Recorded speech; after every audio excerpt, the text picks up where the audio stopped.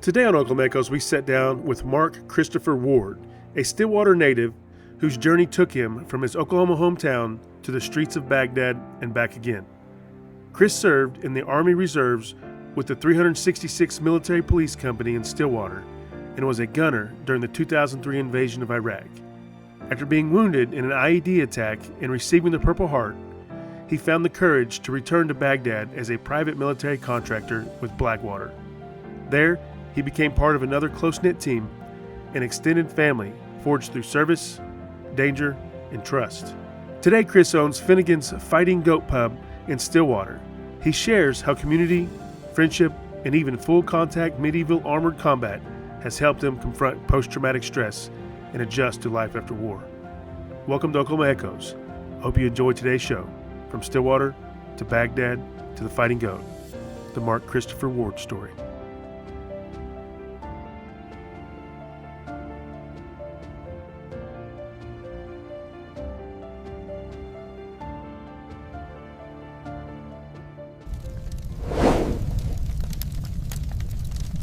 Welcome to today's show. Today's sitting here with Chris Warde, right? Coming in from Stillwater, Oklahoma, and so know each other or met each other through West Climber. Yes. Which was episode 3 or 4, I think. So you deployed with Wes. Yep. And so it really is amazing because, like I said, I know Wes for 30 plus years, and we never talked really about war in depth. And so when you start talking about the coolest thing about these shows is just hearing what everybody's done, and it just becomes fun. It really does to hear what everybody's done. And so if you don't mind, man, just start from the beginning. Where are you from? Bred, born, raised? And born and raised Stillwater, Oklahoma, back in 1980. My parents were both professors at OSU. Well, kind of. My dad was a professor at OSU. My mom got her doctorate there, but OSU doesn't like to hire professors they want you to go somewhere else first and teach, and then they'll bring you back. And so she ended up going to teach at Langston. She was a Native American Studies, and she's a published author. And then my dad was a statistics professor from England that found mom in Florida State, and then his first job was Oklahoma State. So they were both professors. So I was born and raised here. Dad was really big into Boy Scouts. He was a Queen Scout from England, which is their version of an Eagle Scout. Right. And so he got my brother and I very much into Boy Scouts. We're both Eagle Scouts now.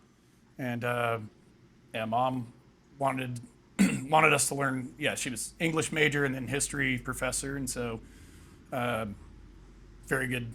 I learned really quick in high school to go to Dad for history help and go to Mom for math help. right. Because otherwise you're going to be there all day. And I grew up doing that, Boy Scouts, all that, and then teaching merit badges at Will Rogers Scout Reservation in Cleveland, Oklahoma, which is actually where I met my wife, which sounds weird, but she was the sister of one of the people that was on staff with me, and then eventually became on staff. And so we met at like 17. She wanted nothing to do with me, and then at 30 years old in Iraq, I found her again on MySpace, which is how long ago that was.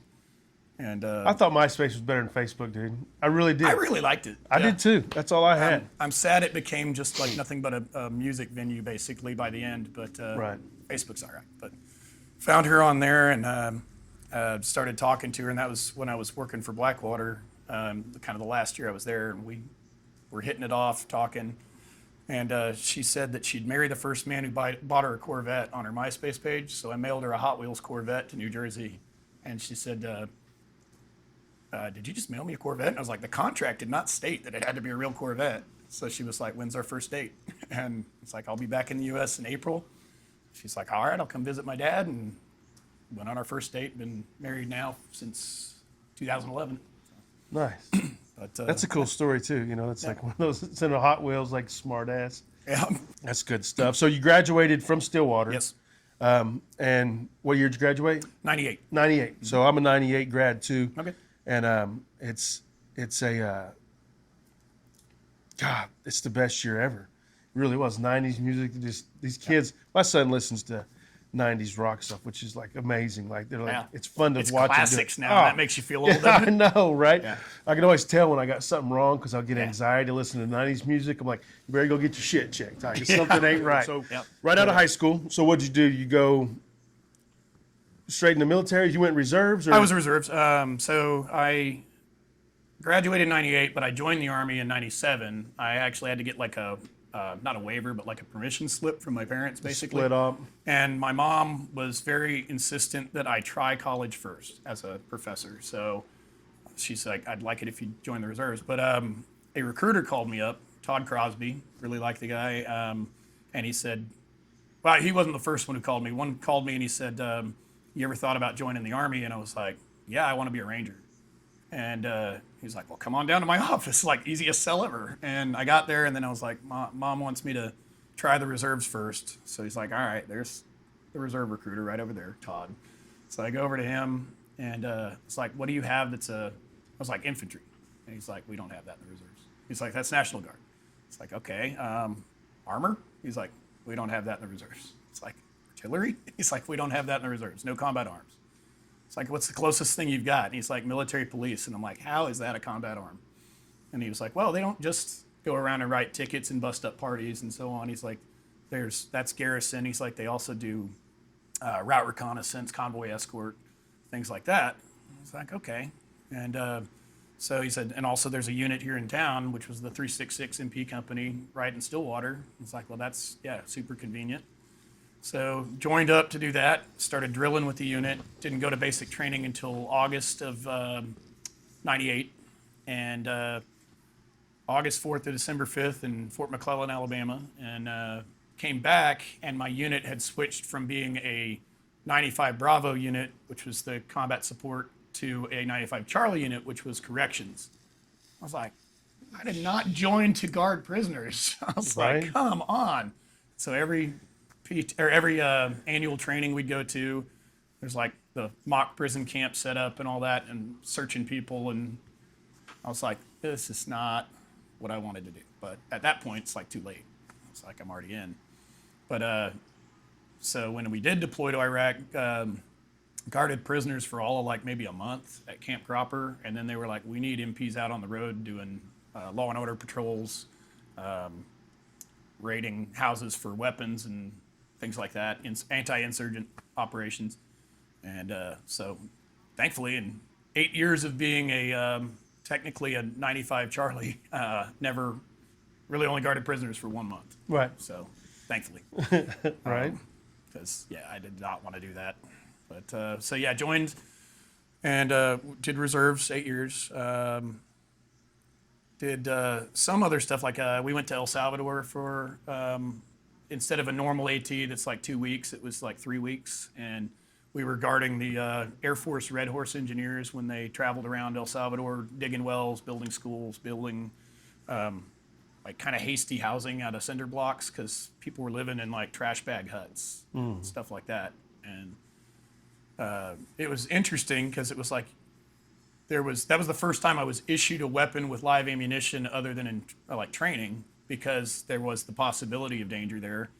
But it was like you got one pistol and 15 rounds and you couldn't chamber it unless something really bad happened. And they would send El Salvador and Policia Militar guys with us carrying their little MP5s. And I'm like, well, at least he's got 9mm ammo in case I need more than one mag. Right. But, and it's crazy that I didn't realize the no combat arms in the reserves. Yeah. I didn't really, because again, that's federal. yeah, I had no idea. Right. So they're federal. Yeah. And so it was just MPs and what else do they have? The other closest thing I could think of is civil affairs, which always surprised me. That was weird because, but I met a guy in El Salvador and he had the SF crossed arrows. Right. And it was like, I was like, what do you do? And he's like, I'm in a civil affairs unit. And I was like, it's weird. And he's like, yeah. He's like, it's considered special operations. And I was like, did not know that.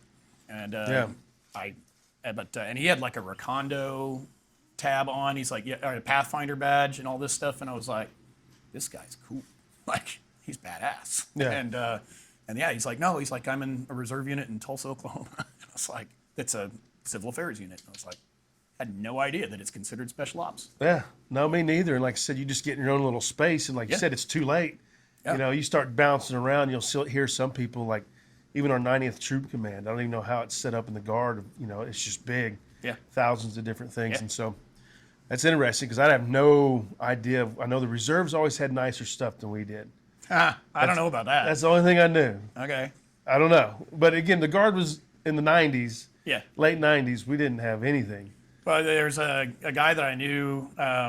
He used to play a lot of paintball, and he would come out and do that. And met him, and he was a National Guard guy, James Davis. And he comes up later on as to how I went and did some other stuff. But he was always talking about when they would go to annual training, and they're just like, yeah, we get to shoot AT-4s and laws and do all this. Like in the reserves, it was like we'd go to firing range like once a year. You'd zero your weapon, qualify. That was it. Yeah. And he was like, yeah, we got all kinds of ammo to go out. And like, I was like, man, I don't. Other than the training mock AT-4, I was like, I'm not really sure how to, if I remember how to use this thing since basic training, because we never got a chance to go out and mess with them. And so his unit, at least in the National Guard, got lots of resources. Yeah. So. No. Well, once we ramped up, yeah. we started getting everything. Sure, yeah. You know, I mean, I'm a tow missile guy, and so you know, it was 11 Hotel originally, right, from Fort Benning to anti-tank, and then they kind of just made us all heavy weapons and all 11 Bs, and so that's interesting because I don't know the dynamics. Even I see the Navy's got all these signs around here. Yeah, Navy's hiring part-time, and I'm like, what does a Navy Guard unit do? It's weird. So I actually had, that reminds me, and I had been in the reserves for about probably at least 3, maybe 4 years, because I'd gotten my promotion to specialist, which is like, if you don't screw up and you get to, I think it's 2 years or 3 years or something, if I remember time in service, it's pretty much essentially an automatic promotion to E4. And then after that, you have to start putting in your packets for like E5, E6, and so on. And I was an E4, the Sham Shield, like E4 Mafia, and gotta love them. I was putting in my packets or whatever, but I was still pretty new as an E4. And a Navy recruiter my dad told me about called me up, and he's like, hey, do you want to, we really need Master at Arms in the Navy right now. And he's like, we'll give you an automatic, 1 grade promotion. I'm like, seriously? And and I was like, no, it's like, I'm going to stay in my unit and stay in the Army, all that. And I was like, you're going to give me I had always heard if you switch branches, you're probably going to lose a grade between one and the other. But they were offering to give me an automatic promotion. I was like, I turned it down, stayed in the Army. Yeah, no, I get that. It's we'll save the Navy jokes for another day. Well, I was going to say, one of the things I told him was I kind of don't like your uniforms. Never want to be a seaman. Yeah, that too. Well, good for you, right? So you get in, you got to go to school. Mom, Dad, do you go to Britain at all? Do you go to? Oh yeah, we still have a house there. I'm actually trying to sell, but fun story on that one. So my mom passed away January 19th of this year. Oh, I'm sorry to hear that. Appreciate it. She had Alzheimer's for about 6 years, type 2 diabetes. She lived with my wife and I for about 1.5 years. She almost burned the house down 3 times. So we moved her into Legacy Village in Stillwater, memory care, and they were great. And it was on my way into and out of town for work, so I could stop by regularly, and I'd take her to all her doctor's appointments and so on. Thank you for watching Oklahoma Echoes. Make sure you like and subscribe and hit that notification button. Now back to the show. Yeah, Mom passed away January 19th. My father passed away in 2010. They said when your mom and dad bought the house in 1995, they put it down as William and Mary Jane Warde. They didn't put as dual tenants or as mutual tenants on the title. And so they were like, when your dad died, it didn't officially transfer to your mom 100% like it was supposed to, so you got to go to probate. I'm like, he died 16 years ago. And they were like, yeah, still got to go to probate. So hired a lawyer, went to probate, and still waiting on that. I got to get it. The lawyer said it'd probably be September before I can deal with it. And then, so that's the house in the U.S., in Oklahoma. But there's my dad, we still have his house in High Wycombe, which is just outside London. And the one he grew up in, we had a neighbor over there, about an 80-something-year-old Serbian man who watches over the place, and he's our next door neighbor. But his daughter recently called me and said that he's gone back to Serbia, he's not in the best of health, and that he's probably never going to come back to the UK. She's like, what do you want to do about this house? Because he and I talked about selling both so he could go back to Serbia and I could basically get this house off the books. And I said, well, this stuff's all stuck in probate because Dad's will, the executor was my aunt who passed away 9 days before my mom. So there's no executor. So I had to go to court to become the executor. They're sending a letter to my brother that says, like, are you going to contest this? And he won't. Then when I get this affidavit, I'm going to fly over to the UK again. I've been there several times, but I'm going to fly over there with affidavit, both death certificates, both wills, go to a solicitor there and be like, help me fix this, and then try and put it on the market and get rid of it. But, Yeah. But So yeah, I've been there several times. what's it like in the UK? Like, I've I never love been. it. Oh, it's amazing.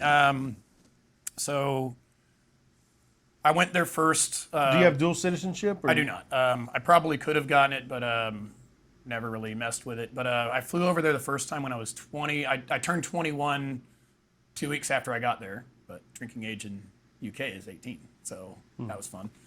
And but on my 21st birthday, my brother was like, "Hey, let's go out to the pub." I'm like, "Man, we've been going to pubs for like the last 2 weeks. Like, let's take a night off."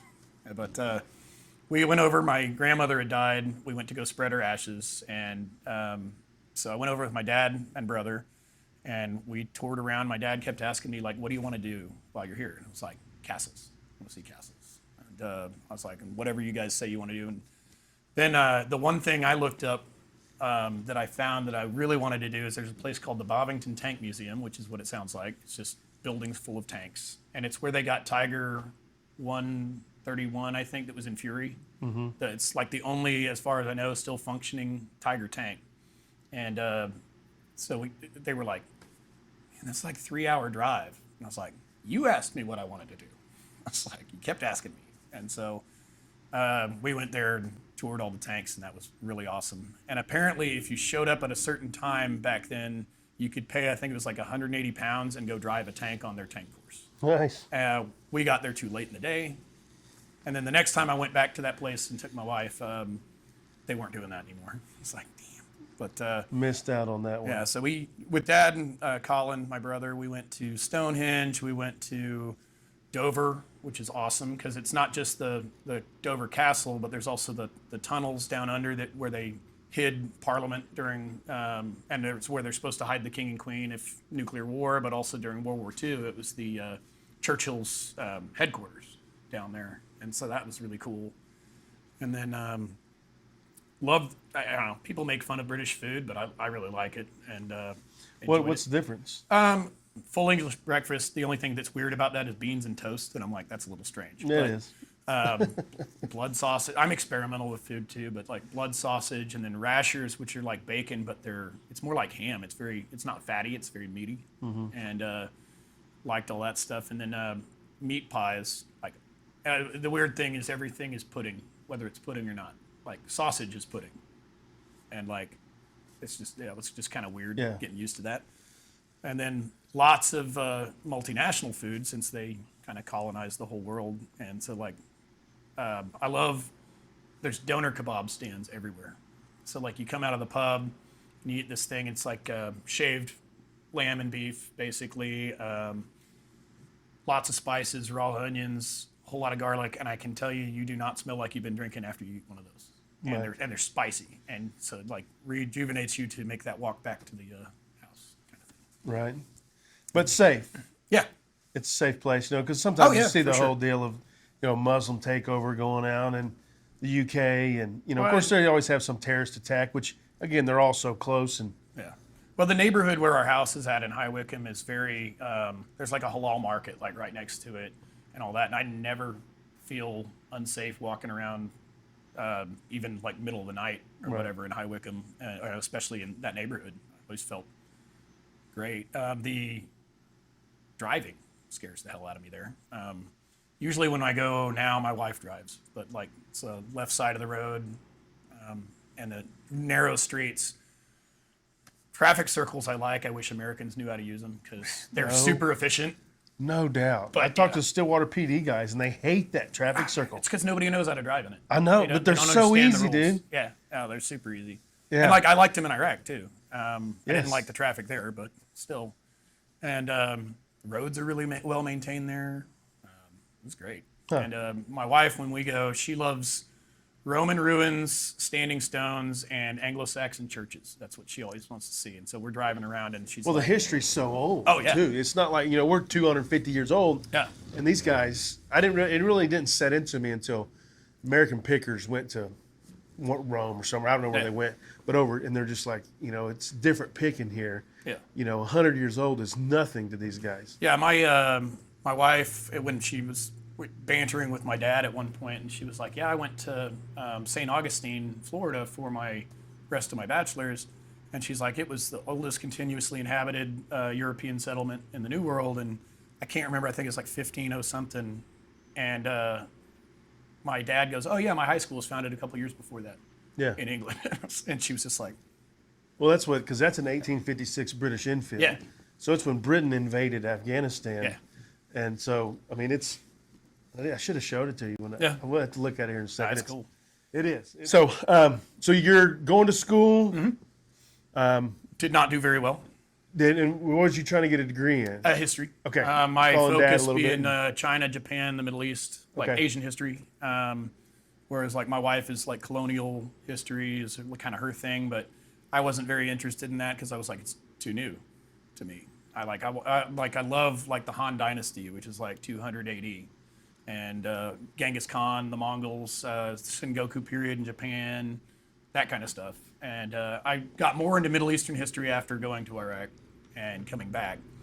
But It's funny how that works, isn't it? yeah, I got really into it. But so I lived in Stillwater at my parents' house, get into school, and my wife already knows this, but I had a girlfriend with a dorm room. So go to class, go to your girlfriend's dorm room. And I was like, after 3 semesters, I had a 0.683 GPA because I just didn't go to class. And I think I had 1 B and the rest were either D's, F's, or withdrawals. And so I was like, college isn't for me. Mom and Dad were not happy. They're like, what are you going to do? I was like, well, I'm going to try and go active duty in the military or something. But I was like, I don't think this is for me.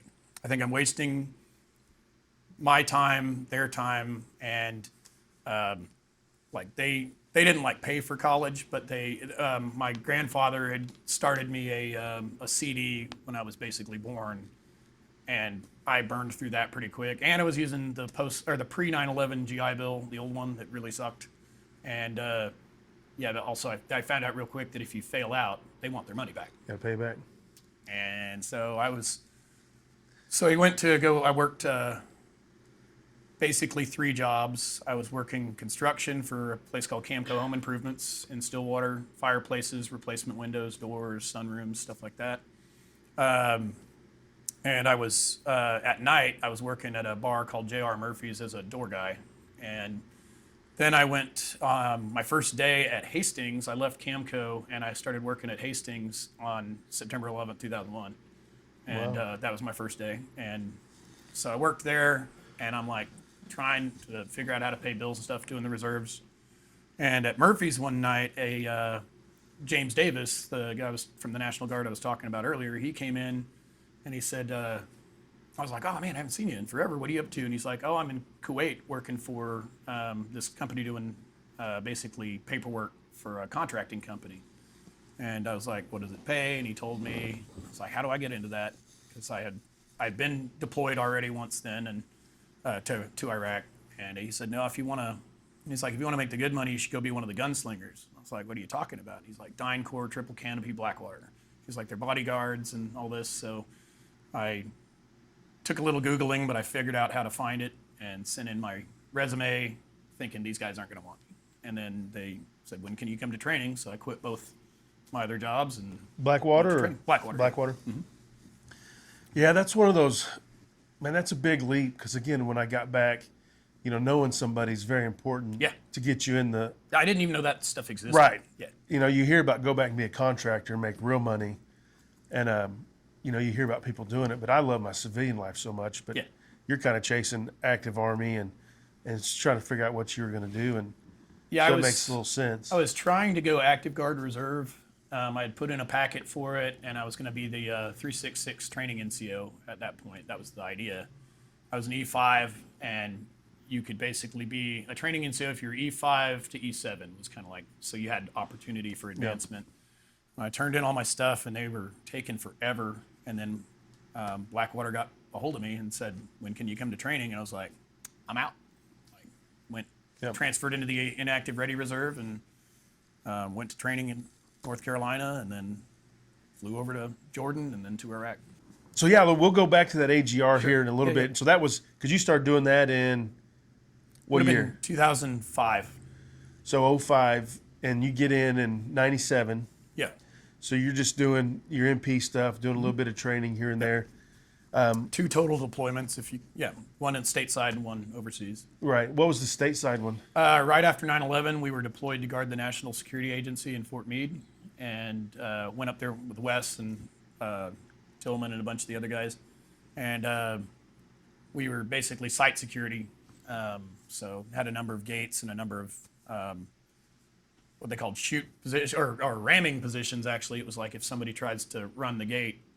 You have a shooter, and you also have a Humvee ready to stop them. Right. And so we did that, and it was I worked basically guard mount was about 3 a.m, and then got off in the afternoon, and we were living in barracks there. It was they were 1-man barracks, but 2 people per barracks.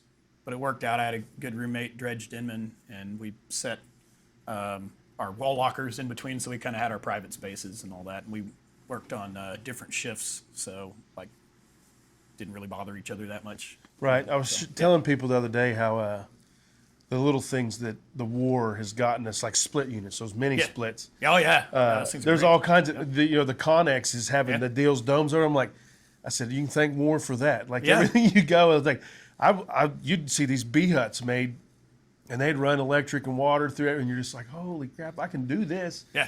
It was crazy and cool to see. So it was like that and site exploitation, right? You'd learn how to hide stuff. Like, look at this little stash house that's, real replicas of stuff they found. Like that, it's pretty ingenious where they're putting this stuff at. Yep. And we did about 10 months at Fort Meade before, I think it was about 10 months. And then another unit came in to replace us, and they sent us to a place called Site R, which is Raven Rock.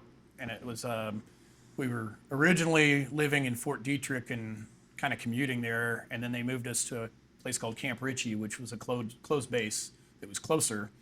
And they had, reopened a barracks there for us to live in, and would drive us up. And Site R is an underground base that where their alternate joint communications center. And so we were either down in the underground base or up on a communications location, just doing site security there. And so that was really cool. But the dangerous part was it was 4 days on, 4 days off.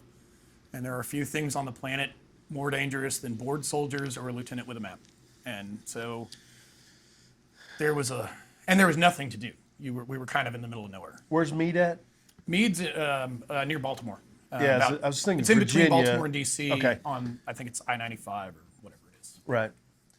Did they fly y'all out there, or did you convoy? We flew out there, and we were using the unit that was already there. We were attached to a unit there, basically, and we were using that unit's vehicles and stuff. And I don't know, maybe a month after I got there, Tillman and I flew back on leave to Oklahoma, and I grabbed another guy, Monty Mills's vehicle, and Tillman grabbed his vehicle, and we drove back up on our leave to so we could have vehicles there. And then my brother was nice enough at one point to drive my truck up there, and because he wanted, I don't know, I guess he wanted to come see me, but he also wanted to go to Gettysburg too. So, and that was close enough. So he came up and brought me my truck, thankfully, and then I think I flew him back as like thanks for bringing me my truck. Right. But well worth the trade-off, I'm sure. Then definitely we drove back, and I drove back with a guy named Signs, and we had all of our crap in my truck, and it was packed to the gills. So about 24 hours driving, and like you can't lean the seat back, and it sucks. Horrible. Yeah. So that was in 01. Yeah. So stateside mission there. Yep. When did you guys know you were getting deployed to I got Iraq? called. Sergeant Marshall called me my phone just came up and said U.S. government. I was like, oh no. But called me on February 14th, Valentine's Day. My girlfriend at the time absolutely loved getting that news on Valentine's Day. But so you hit the call, and we flew from Stillwater to, or from Oklahoma City to Fort Meade, Maryland. No, I'm sorry, Fort Drum, New York. Is where we trained up to go to Iraq. I don't know why they didn't send us to the desert to get ready for the desert, but we were basically in southern Canada. Makes too much sense. And it was awful. It was so damn cold. I mean, there was probably like 2-3 feet of snow. I guess it's February in New York, upstate New York. And the coldest I've ever been in my life was when we went to the firing range, and I was a saw gunner, so there weren't very many of us, so we qualified, and then they're like, all right, now all the gunners are going to do the ammo guard for the riflemen, the M16 people, and pistols. So we were out there doing ammo guard for like 3 days and pulling shifts, like 2 hours and we're like loading magazines. And you know those knit gloves that go inside the leather gloves the Army issues? By the end of loading all those magazines, I had fingerless gloves. Like I just wore them out, but it was so cold. And then we had like a room that you could go warm up in, and that's where we slept. And then we'd be out there on the range all day long while they qualled, and then the next group would come in and qual, and the next group, and it was like each platoon had a different day, and we were out there loading mags. And the riflemen were like, well, we did the ammo stuff for you. I'm like, you didn't have to load mags. You just broke off belts of saw ammo, and it's like, it's bullshit. Yeah. But yeah. It was awful. And I have some. I wish I could find those pictures, but I've got them, hard copies of them somewhere. But like, I looked miserable. Yeah. We had the Mickey Mouse boots. Yeah. The white rubber ones that I guess you're supposed to inflate with air or whatever, and they would just wear on you, and all the sweat would pool in them, and you basically had to watch out for getting trench foot because of the sweat, because they don't breathe. Right. Yeah. So you guys knew you were training up, or knew you were going. And did you know what you were going to do? So no, that was the weird one too. Marshall calls me and I was like, "Can you tell me where we think we're going?" And he said, "We're either going to Kandahar, Afghanistan, Iraq, somewhere, or Diego Garcia." I was like, "Where the fuck is Diego Garcia?" I had to look it up, and it's just like a little island base out in the Indian Ocean where there's B-52s stationed there, and I guess they store the chemical weapons that we hopefully will never use and stuff like that.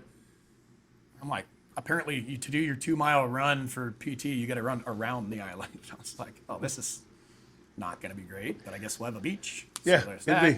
Yeah. And then I want to say it was like maybe only like 2 weeks before we actually deployed, when we were still doing our train up in Fort Drum, that we found out officially that we were going to Baghdad, or going to Kuwait. And so we fly over, and we went from basically the Arctic to 100 and something degrees in April in Kuwait, and people were just dropping like flies. And we were in Camp Arifjan, and we were told, "You're going to be here for the duration of the war." And we were like, okay. Then I think maybe a week or so later, they're like, "All right, we're going to convoy up to Baghdad."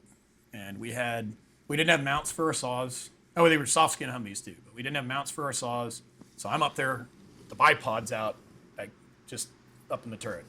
And we didn't have anti-tank weapons yet, and the Iraqis were still running around with BMPs and tanks and stuff. And we're like, yeah, just run away, basically. Like, I don't know what I'm supposed to do if I see a BMP and I've got no anti-tank weapon. Yeah, and like my saw. We had Mark 19s, but they hadn't arrived yet. I was like, that might do something, but yeah, my saw is not doing jack to to even a BMP, which is thin-skinned. And so, and we didn't have radios yet. We just had like walkie-talkies, and we had a strip map that told us, which it's a pretty straight shot from Kuwait to Baghdad. But and it's hot, it sucked, and up in the turret, get there, and there's like, we're pulling into the place we were going to stay, and there's like burning cars, and we were like, oh, we're here. Like, this is war. Like, okay. And so that was kind of that was the first wake-up call, really, was that. Yeah, so you guys convoy up. Yeah. And so did you guys deploy with your whole company? No. So my unit 366 is from Oklahoma and Texas. We have a detachment down in Brownsville, Texas, and so they grabbed a bunch of us. They mixed us with a unit out of Orangeburg, New York, the 812th MP company there. So we went over as the 812th. We didn't go as the 366, and so mixed us up with them. So it was Oklahoma, Texas, and New York and New Jersey. So I got to learn words like Ward, you good people. And I'm like, okay. And they got to learn fixin' to and yonder and stuff like that. Right. And but like a bunch of really great people. Our NCOs were pretty fantastic for the most part, and maybe not some of the officers. But so we get over there or meet up with them, train up. Became really good friends with a lot of them, and some of them we actually have reunions once a year in Sapulpa at another person's house from the unit. Nice. And this last one, 3 of the guys who had never been to Oklahoma flew down because they're like finally going to come to a reunion, and this is like our 23rd, I think, was this year. So that was really awesome getting to see all them. And so yeah, 812th MP company, and originally we were attached to the 400th MP brigade, and then they switched us to 1st Armored Division, and so when we moved from guarding prisoners in Camp Cropper to going and doing the law and order patrols and so on, so they divided up the platoons, and it was like a platoon with kind of each brigade, I think, or maybe each company, but I was with 1st Brigade Combat Team, 1st Armored Division. Right. Or my platoon was. Right. How quick do you get oriented with your area? Did they just throw you out in it, or was it? How long did those people that you were attaching to, were they all there already? When we were the 1st Brigade Combat Team, yes, those guys had already been there for a little while and were set up.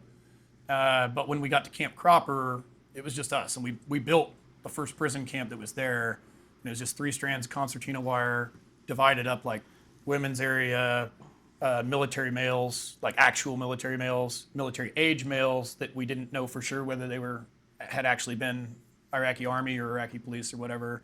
Like age groups and experience or whatever. And you could tell the military age men because we just took them like a GP medium, a tent, and set it out there. And we're like, it's up to you guys to put it up if you want shelter.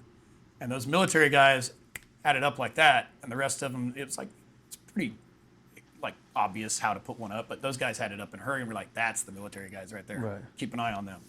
Yeah. And, so how many prisoners did y'all get that was there? I couldn't tell you for sure. Were they bringing high numbers in, or was it? It was pretty constant amount, and if I had to guess, while in the maybe month we were doing that, I'd say a couple hundred, maybe like 200. And so yeah, it's just triple stand concertina wire divided up into zones. There were internal guards. I was an external guard, so I was sitting up on the Humvee as a saw gunner, and I'm like, that was the tower, was sitting up in the Humvee. Our equipment started showing up a little more while we were there. So our Mark 19 showed up. When I first got to Cropper, I had 600 rounds of saw ammo. But I had then when our Mark 19 showed up, which is the belt-fed grenade launcher. We had 12 or 13 cases of ammo for each vehicle. And it was like, this is ridiculous. Which am I going to use more often, the SAW or the Mark 19 in a city? And then we finally got our AT-4s, which, we had received intel at one point that we might get attacked because the Iraqis had realized where this prison camp was. And it ended up being the top 55 camp later on. So it was like important prisoners were being brought there. And we were told, the intel said that they might be rolling up with a BMP or a BRDM armored personnel carrier. So they sent me and another guy up on top of a blown up bunker where they would store jets or whatever. And we're up on top of that with AT-4s and just waiting. And we start looking around, and in the rubble around us, there's like RPG rounds with like the nose cone dented and stuff like that. And we're on top of a pile of unexploded ordnance. Like, this is not good. And we called a guy from the unit, Corporal George, who had been a combat engineer, and he comes up there and he's like, yeah, I think you guys are all right. But I'm leaving. But I'm going to go over here now. And I was like, oh, this sucks. Yeah. Yeah. Yeah, no EOD on site, you know. No, not right then. And we also all we had was Vietnam era flak jackets at that point and Kevlars. Later on, we got our interceptor vests with plates, but I just had a flak jacket that might stop a 9mm, Right. maybe. But Yeah. a bunch of RPG rounds exploding that I'm like sitting on top of. I'm screwed. Right. So what'd y'all do with the prisoners? Were they setting up any court systems or anything for them yet? Or? Not really yet, as far as I know. While we were there, it was. I mean, they were. So at this point, though, it's like because 03, March Right after the 19th, invasion. 2003 is Yeah. the invasion. Yeah. So And we were you're there in only April. talking like April. early April. Right. So they're not. Like the there's war no- was still on. Right. Yeah. I mean, it was very new Yeah. at that point, so they didn't care. They're just trying to get people places. There were Iraqi regular army units still rolling around doing stuff. Like they hadn't really surrendered or anything. And the insurgency hadn't really kicked off, but there were the Fedayeen were out messing around doing stuff, but it was more like taking pot shots at convoys. IEDs were not really going on right that second. But there was, like, I mean, they still had RPGs and stuff, which will wreck an unarmored Humvee for sure. I mean, an AK will wreck an unarmored Humvee. But, Yeah. So there was that. And then there was always the threat of indirect fire, like mortars, mainly at that point. But so not really a court system as far as I knew. Again, being an external guard, I'm just watching the people, not really active with what's going on. I know they were taking people off and interrogating them if they were like, yeah, this person is obviously like an officer or possibly part of a former government or whatever. I'm sure they were pulling them off and talking to them. But there was like none of that stuff was set up yet. This was Real early. the war's still on. Yeah. And Did you find any mounts for your saws at that point? yeah, eventually we did. We got start these getting things your called Eagle mounts, Yeah. not Eagle mounts, Guardian mounts. Eagle mounts, it's one forward, one back, and you can just flip the turret on the Humvee to switch weapons. Right. Ours were 1 and a 45. It's called a Guardian mount or a Defender mount, I think they called it. And being that, like, yes, I had to take my Mark 19 with me every time I went, but it's highly unlikely I'm going to get to use it in the city. I would always turn my Mark 19 because it's a giant block of metal, and the ammo can, which probably isn't the best bunker in the world, and I'd lean up into it with my saw, like, as protection. I figured it was highly unlikely I was ever going to have to actually use the thing.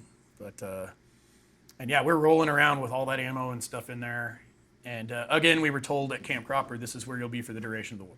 So they told us at first, Arif John, Kuwait, this is where we're going to be. Then they get us to Camp Cropper, and they're like, this is where you're going to be. Yeah. And then we get the call that we're moving up to go be split off into different 1st Armor Division, and they're like, this is where you be for the end of the war. And I'm like, yeah, I've heard that like twice now. And we got the mounts, got our weapons, finally got a place where we could set up an arms room. So instead of just locking them in, there's no locking a Humvee, but having guard on a Humvee while they're in there, we could actually set up a kind of an arms room. But we were doing patrols for a while prior to that with all this ammo in our vehicles. And we were told while we were doing the patrols, and I worked patrols-wise, I worked 8 p.m. to 8 a.m. And so the curfew starts at 11 and doesn't let go until dawn. But one night before curfew, everybody's still out, and we were told if you see Iraqis on motorcycles, they are either stolen motorcycles from the Iraqi police or they're Fedayeen. Because apparently motorcycles were illegal in Iraq except for the police. But they had all these Jawa 500. They're kind of like an enduro, like a half dirt bike, half motorcycle. And they said they used them because they could quickly get someplace like up onto an overpass, fire an RPG, and I mean, you're not catching a motorcycle in a Humvee. Although we did, because we caught plenty of them, but that's because they were in the city. And being that nobody really knew how to drive them, they would like stop at corners and like kind of walk it and then take off again. And so we would be chasing them, and it was a guy and another guy on the back, and they saw us and immediately like jetted, and we're like after them. And we finally catch up to them as they're trying to turn, walk the bike to turn it. And my squad leader at the time was like, hit him. And so we not super hard, but like knocked it over, and they fell. And as one of the guys, the driver, gets up and runs, and he reaches back and pulls out a pistol as he's running, and my squad leader shot him, actually right through the wrist, and so he survived. And the passenger had like a broken ankle, so he wasn't going anywhere, and so we captured them. We had to figure out what to do with these bikes. So we couldn't get this one to start again, but we put it on the hood of the Humvee, and I rode all the way back, holding onto this bike on the hood and holding onto the top of the vehicle back to the island it was like an island with a amusement park on it that we were set up at as our kind of camp area. So we ended up with like 14 of these bikes by the end, motorcycles, and so I learned how to drive a motorcycle in there eventually.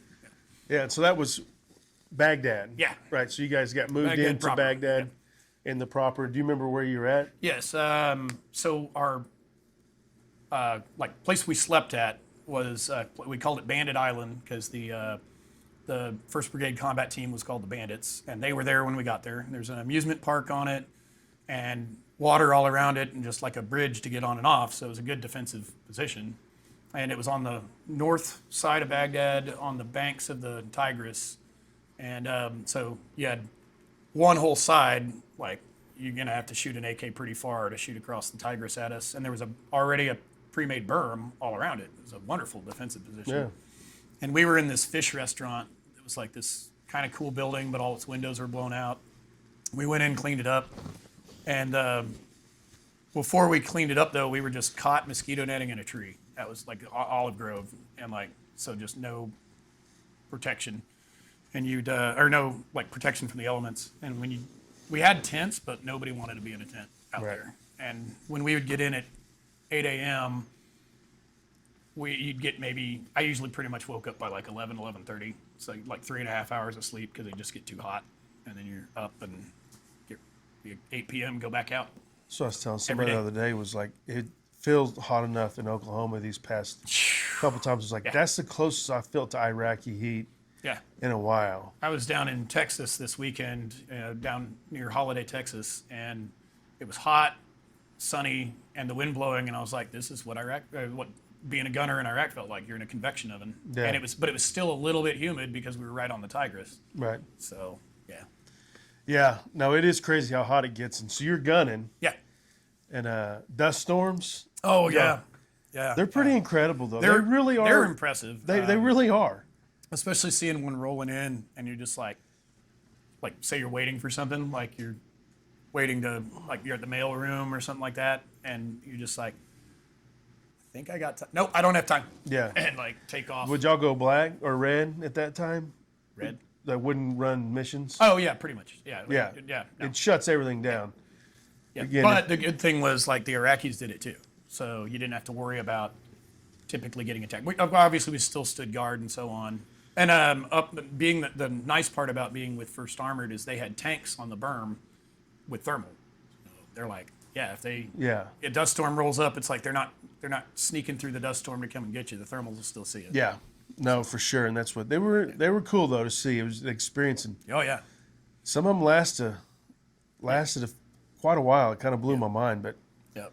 And being a gunner, I had goggles. Not everybody did, so it's like that's fine. I'm good. And I had my like neck gaiter to like pull up over my face. So yeah, it's like, any gunner's just done training in any place in Oklahoma, you know how nasty it gets. You're just sweating, and it's just like, geez. You're sweating, and then the worst part is driving through the city, and there's like these, the potholes in the messed up roads, and there's like this green water. And and I was usually not the lead Humvee, so the first one goes through it, and you're just like, it's in my mouth. Hits that hot-ass muffler, and it's just wafting up. But the spray, and you feel the droplets, and it's like, it hit me in the lips. Coming up through the turret, you smell it, and it's raining on you. Yeah, and it's like neon green water, and I'm like. And the kids are playing in it. Oh, yeah. And they don't die. Yeah. It's amazing. I say this all the time. I'm like, we come rolling through. The kids are playing in sewage. I bet some of those kids have the best immune systems in the world. I guarantee you. Yeah. I guarantee you. Oh, yeah, it was terrible. But most of us, almost all of us, really did not like our company commander. And he didn't like several people in the unit because they'd caused him trouble of some kind or another. So he abandoned a bunch of our people in Kuwait like we finish, washing the Humvees and packing our stuff up, all that, and we fly out, and he's like, yeah, you guys are going to come back later. And they were like, because you got to stay here until the ship leaves with all of our equipment and all our heavy equipment. And gave them no way to get home.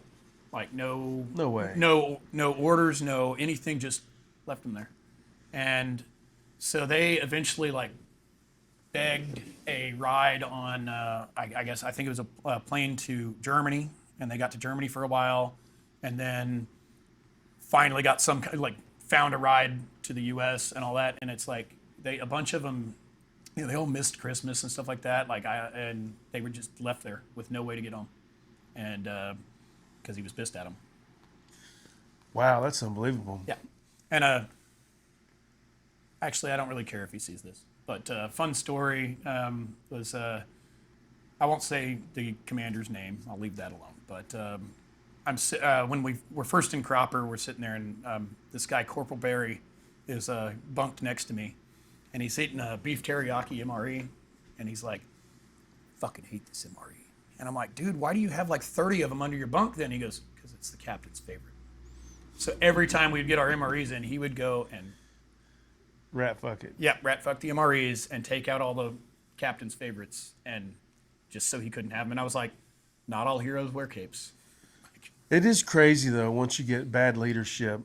Yeah. We talk about it some in some other episodes, and officers are put in a tough position. But I get that. You can lead a little more humbly when you see bad leadership. It's not hard to fill everybody out. So when you hear those stories about it, and these people won't change. Yeah.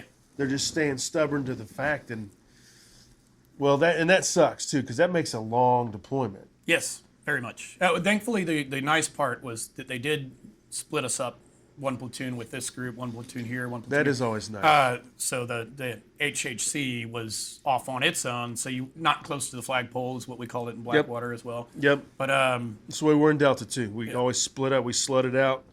That's what Delta come in. And MPs are set up the same way, right? Each platoon's supposed to go with a company, right, as support and plussing up numbers. And so, yeah. And so, how many dogs did you have to shoot? I never had to, thankfully, because I love dogs. But I understand the problem, which is that they're like carrying disease. They're running loose. It's crazy. And they pack up and become dangerous. And I thankfully never had to, because that would have made me very sad. Hard on you. Yeah. I love dogs. I love animals in general, and have a hard time. I've had to in back home life had to shoot dogs before, and it breaks my heart. It's no fun. Yeah, but it's like I had goats when I first moved back, like brush goats, and these neighbor dogs would get in, they'd pack up, or wild dogs would get in, packed up, and one of them killed a goat that I had like bottle fed, and so I waited the next night and had a suppressed .22 rifle, and it came up and it was trying to dig up the goat that it killed, and I had to put her down, the goat, and so that broke my heart. And then it showed up, and I popped it, and I buried it at the feet of the goat, like Viking style. You'll serve her in the afterlife kind of thing, right? And it's like poetic justice, I guess. And there I still didn't like having to do it. No. And if the people who owned it, because I knew who they were neighbors, kind of, and I was like, if you just fence your dog in or chain it up. I hate to see a dog chained up too, but it was like, build a damn fence. Yeah. And why I asked you, right? So I didn't go to Iraq till I was 7, and dogs were bad enough then, but they were like, don't shoot the dogs, right? I mean, because it got to the point they were having the Americans, I guess, were shooting so many dogs in the invasion, because again, they're security risks too. Yeah. Not just rabid, not disease, but they're barkers. Yep. And they're giving up positions, and they bite. Yeah. They're shit dogs, and man. it may not even be rabies. It could be like they bite you, you get an infection, and it's like you're out of commission. Yeah. So, yeah. Yeah, it's great. We did it in New Orleans, which one of the big parts. Mm-hmm. All these pit bulls were left behind, and you'd go walk up to a house, make sure nobody's there, and woo. Yep. And again, you're private security. You're going to do some of that fun stuff too, right? It's no fun, but so you guys, missions, right? Yep. Let's talk a little bit about the missions in Baghdad. The insurgency, started kicking off. Kicking up. Right about then. The people, at that point? The civilians. Yeah, I fell in love with Iraqi culture and Middle Eastern food, but like we would eat off the local economy and stuff like that while we were driving around sometimes. And but we were doing a raid on a cordon and search operation and a raid on a house, and so we've got the Humvees kind of on the four corners of the block, and then there's the search team going in, and so I'm out there pulling security on my Humvee, and all the neighbors come out and they're all like all around the Humvee, and they're like, it's hot, and they come out with like a tray of like this orange, wasn't like orange soda, but it was like a fruit juice type thing, like Tang or something. They come out with that and they're holding it up and it's ice. I'm like, this is sketchy, but I'm gonna try that because it's really hot and that's cold and it looks good. And I tried it. I did not get sick, thankfully. But yeah, they're super hospitable people, and very curious. Like they wanted to come up and practice English with us and stuff like that. That was kind of cool. And then you could tell the ones who were sitting there like staring daggers at you because they did not want you there. But at least early on, very, very curious, friendly, hospitable people. It's like, yeah, we're raiding your neighbor's house and you're coming out and bringing me like orange juice. Right. Like, this is weird. But they were very happy to have American dollars too. So, you know, that was the thing. So like buying stuff. I didn't never really like bargaining, but that's a big thing. And with the Iraqi culture was like, you're supposed to barter with people or like haggle. And I was just like, and they learned that pretty quick because I noticed the first time I was there versus 4 years or 5 years later when I was coming back from doing the Blackwater thing, it's like the prices of stuff went up and up and up because they're like, oh, this American won't haggle, so I'll just charge this much next time or say it's this much next time. And then, Right. Yeah. Starts inflating on you. Yeah, very quickly. Yeah. So the biggest enemies at that point, right? Civilians are pretty accepting. For the most part, I would say. They're glad you're there. Yeah. Some of them, but you knew exactly who was it. Yeah, a lot of them were upset about electricity situation, understandably, because no electricity, no air conditioning, and it's hot. And like the power plant had been damaged. Actually, the power grid, from what I heard, it's just something I heard. I don't know for sure, but I had heard that when one of the ways they would set up their air defense network when we were bombing was they would do rolling blackouts to show where the helicopters were that were coming in. So if it was a blackout, all the anti-aircrafters knew to start shooting. Right. And that really screwed up their electrical system. And also like wasn't good for the power plant either. And so they only had power, I think, like 3-4 hours a day or something. And there's so many lines running. Oh across my God, it's crazy. Yeah, it's insane. And they're short out. Of course, you've been in the UK then, so you're like, you know, the alley, everything's real narrow. And you guys are in Humvees though. We're in MRAPs. Yeah, do that shit like ripping them down. Yeah, the MRAP hadn't come out yet, but yeah, and being up a gunner and you're like dodging wires, and I'm going like I'm gonna get shocked. Your antennas are later on. We started putting up like a T-post with a cutout on it so it would snag the wires and break them if it was gonna hit the gunner. Right. We started doing that, and that makes sense. But it doesn't always work. And but like and like at night, like a transformer would explode. And you're going like, was that indirect fire, an IED, or did a transformer just explode? Because they're just getting overloaded. And, just so many wires. Yeah. There's a bunch. Crazy. There is a bunch. And so the insurgency starts kicking up. Yep. Right? And how aggressive are the insurgency? Because, again, IEDs at this point are still... At that point, it was still like pot shots with AKs, or maybe like a quick burst from a PKM or something, and then... or maybe an RPG, and then or it was an IED and that was it, just boom, and that's it. Later on, like within a few months, it went to what we call a complex attack. So it would be IED followed by small arms fire, because they're like, okay, they're you're disoriented after the IED attack, and then they light you up. And the biggest thing was rooftops. Like Baghdad has a lot of flat roofs with parapet walls and people shooting a PKM down on you from the roof. And yeah, soft skin Humvees. So if the IED didn't wreck your Humvee, that armor piercing PKM round, that's gonna mess it up. Yeah. So I was in 2 IED attacks, 9 days apart. First time it happened, I was just kind of like, cool, that happened. Lightning doesn't strike twice. No, 9 days later, got blown up again. Was like, well, shit. How big were they? I what was was it in? Yeah, because I was pretty disoriented after both. The first one wasn't so bad for me. I was rear gunner.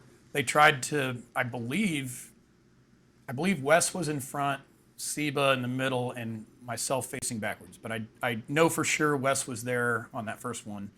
They tried to hit in between 2 Humvees, or either their timing was off or they're trying to get 2, and so it didn't really work as well. But I just felt like I got sandblasted on the back of my neck and couldn't really hear. But our lead Humvee, I think it was the lead, it blew a piece of curb that like bounced off the windshield and out, but the shockwave is what really messed people up. We didn't lose anybody, but my squad leader at the time, Sergeant Ramsharan, gets out and he's directing people. It wasn't a complex attack, so they didn't start shooting at us. We, kept going, get off the X, and then deployed out, pulled security. I had Wes come back. He's like, I wasn't sure if I was hurt, and I was like, hey, check the back of my neck. And he's like, yeah, I think you're good. It's like, I don't see anything. And I was like, well, it felt like I got sandblasted. And Ramsharan's walking around, directing people, and then he just stops and he sits down on the curb and just passes out. He was like concussed, but it was like a delayed reaction. And so they medevaced him to Germany, and then he ended up coming back later on. But so I got a new squad leader after that, who was also a fantastic guy, Sergeant Ortiz. But so that was the first one. And yeah, really it was just momentary hearing loss, probably got a little concussed and all that. And then 9 days later, we're out on that same road at the same time because that's what we were told to do. And we were like, can't we like change our route and our time a little bit? But it was we would leave where we were at and go to this police station, the Alkanat police station, and then patrol out of there. But on the way from where we stayed to there, both times where we got blown up on the same road, same time. Right. Same bat channel, same bat time. And so we're driving along, and I think I was not lead gunner, that's for sure. But it goes off, and felt like I got kicked in the back a few times, and I had a piece go through my ear, and a piece up in my shoulder and back, lower back, and I just get rocked. Like I couldn't hear anything. I think I was out for a few seconds, and then when I kind of come back to, I'm looking down, and Sergeant Ortiz is in the TC, the passenger seat position, and my buddy Prickshat, PK, is driving, and he's slumped over the steering wheel. And I'm like, oh shit, PK's dead. And so I'm like kicking him and yelling like, PK, PK, PK. And then he just sits up and hits the gas. And I'm like, okay, he's up. And Ortiz is looking up at me. I couldn't hear him, but he was like mouthing like, are you okay? And I was like, what? Like just yelling at me. And I was like, yeah. And he goes, and he like points. And I was like, did that. And I still couldn't hear. And just blood, because head wounds bleed like crazy. And I'm like, oh God, I'm bleeding from my ear. I'm never going to hear again.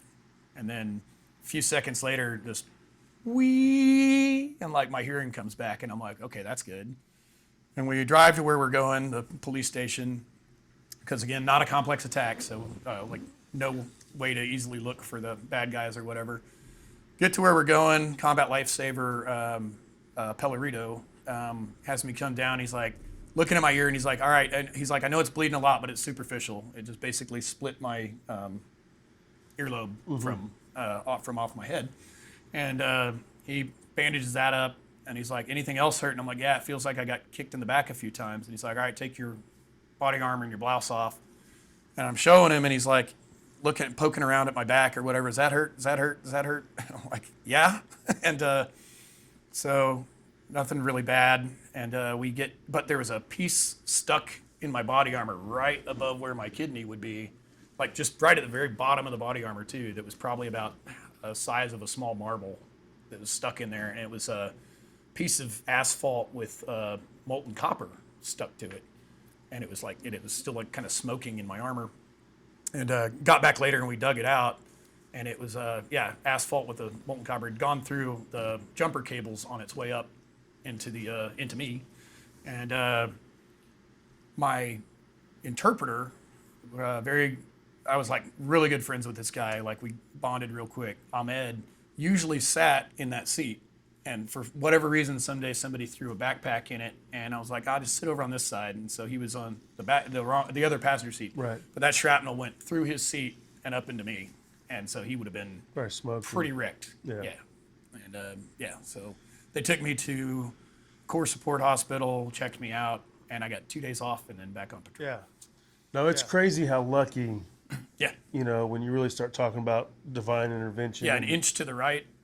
Yeah. Inch to the left, I wouldn't have been hit. Inch to the right. So crazy. Probably would have been paralyzed or dead. Yeah. No, and it's just over and over and over when you start doing this, and you just really look back and and IEDs. I'll take a gunfight all day. Just like you said, those IEDs, you can't. You have no it's like idea the it's going to happen earthquake until it happens. Yep. It's like the earthquake here. You're just you have no control Yeah. over it. You can't get away from it. It's everywhere, and it's doing damage you don't even know. Yeah, and that's one of my PTSD moments is trash on the road, like weird objects on the road, and so I flew back, and Mom and I immediately go to Tennessee, and my mom doesn't cuss, doesn't drink, doesn't smoke. I mean, I've heard her cuss once or twice at one of my teachers in high school, but that was it. And so we're driving back, and I'm screwing around on my laptop, and I look up. We're going over an overpass, and there's a hubcap on somebody had lost that's leaned up against the overpass. I just look up, and I'm like, shit, stop. And she's like, what? And I was like, never mind, keep going. And I was like, I thought it was an anti-tank mine leaned up against and I'm like, I'm in freaking Arkansas. Like, why would there be an anti-tank mine here? Yeah. And like to this day, like I didn't mind driving, road trips, stuff like that. But now it's like, it really like bothers me because it's like traffic. I don't like traffic because especially after Blackwater, it's like you stop for too long, you're getting attacked. So when I get stuck in traffic, I'm like white knuckling and clenching my teeth and stuff. Or I see debris on the road and I'm just like, I know years later that that's not an ID. Right. But it freaks me out. Yeah. My deal was culvert or coming over manholes. Yeah. Coming in when I got back from Iraq. Afghanistan, we didn't have the culverts or the manholes.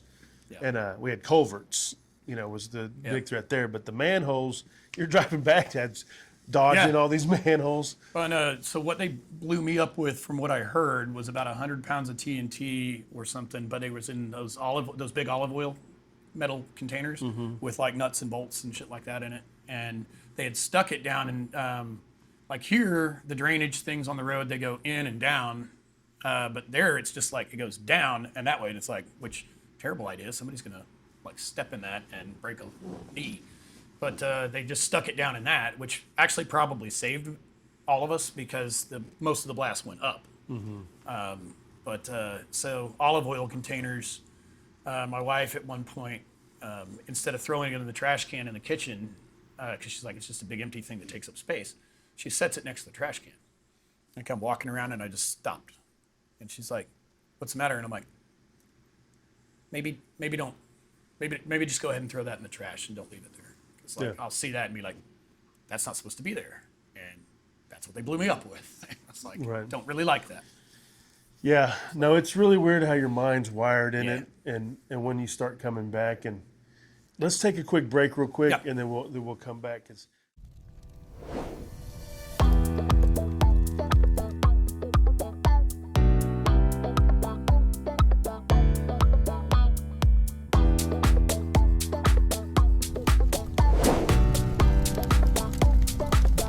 So after, you survived 2 IEDs. Yeah. Right. And so what's your mindset changed after that? You're still a gunner. They didn't move you from the gun, right? No, stayed on. I was always a gunner. Always a gunner.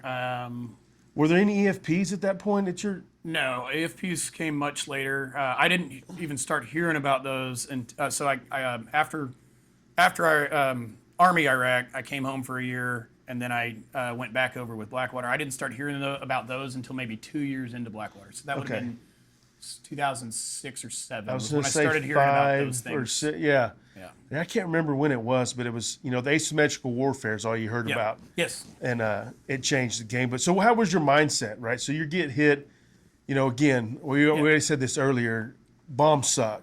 Yes. They're the worst things in the world because you can't control it. Yeah, you have no idea that it's there until it goes off. So how puckered up are you now? I was definitely getting a lot lower in the turret. We used to joke that there's some people where it's like all you see is their eyes and their nose down in the turret. Whereas I was like standing up in it at first, like whatever. And like also because it helped me see like what's going on around me. But being and I never sat on the strap, the seat basically on the Humvee. Because I was like, I could sit there and still, I'm tall, I could sit there and still have my weapon, but I never really sat on it.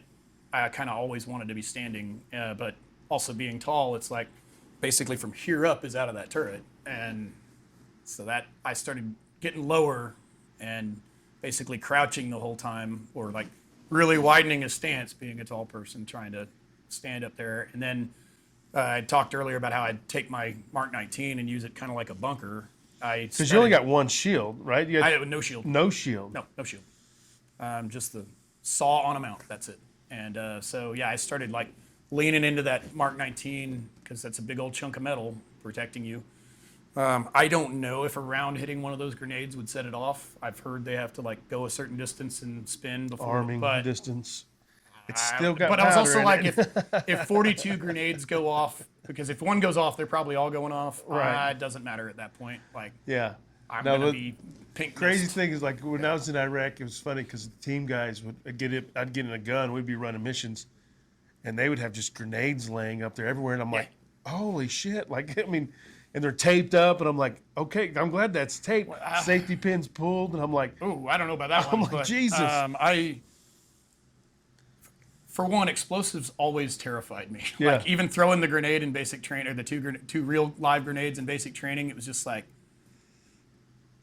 and I'm like, and it's got the safety clip on and the pin and all that, and it's even when you're taking it out there, it's still in like the cardboard tube that it goes in, and then you chuck that thing. Oh, and I also, movies, they show big fiery explosions. It's like, no, it's a puff of dust, but it rocks your world. Yeah. Like I had earplugs and earmuffs on, and I was still just like, my TTP on it, dude, and I changed it. I wouldn't even let my gunners be seen.